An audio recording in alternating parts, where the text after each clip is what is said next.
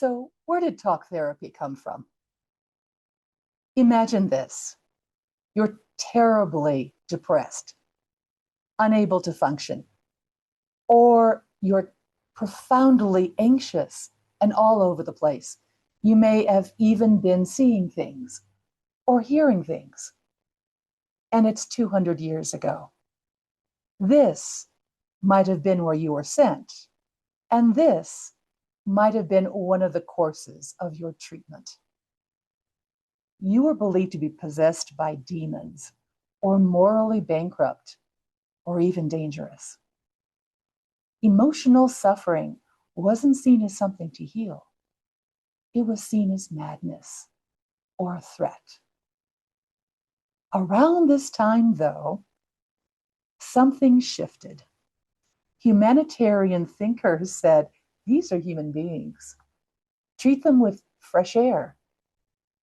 Introduce them to nature. Give them a routine. Give them kindness. And then this guy came along. Freud went even further. He invited his patients to lie down on a comfy couch. He sat down behind them for reasons I'll explain in my next video. And he invited to do something radical that had never been done before. He invited them to talk. Why?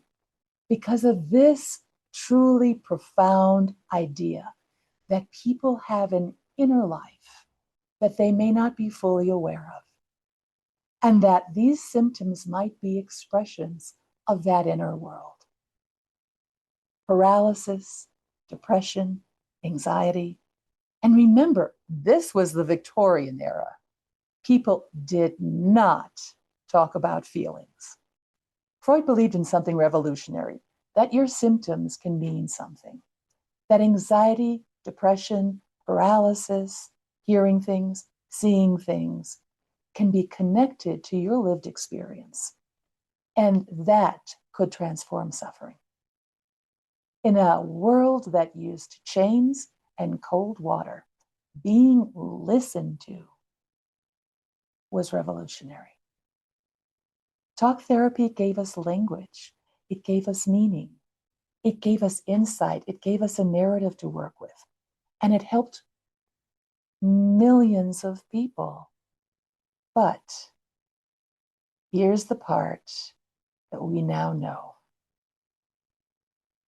Freud was working in a culture that believed that insight leads to change, that the mind governed the body, and that understanding always equals healing.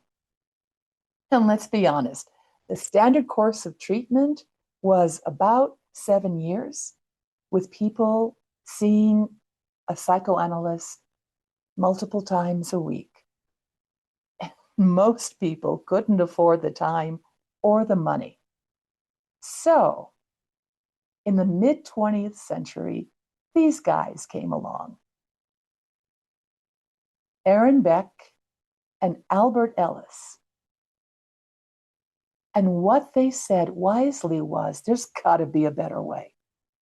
What if we focused on the present, on thoughts, on behaviors, and created simple, practical interventions that people could practice on their own every day in order to train their minds, their behavior, their thoughts into thinking better and behaving in a more healthy way. And that's how CBT was born. This model, created in the 1960s, largely by white men who were mostly upper middle class, and later paired with medication, is still the dominant form of therapy over half a century later. And it leaves out at least one very important thing. Overwhelming stress, which has only increased in the last 60 years, and the trauma it creates do not live primarily in words. They live in the body, in muscle tension, in breath, in posture, in vigilance, in collapse, in numbness.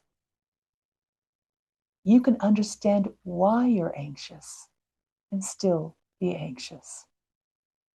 Because insight doesn't regulate a nervous system.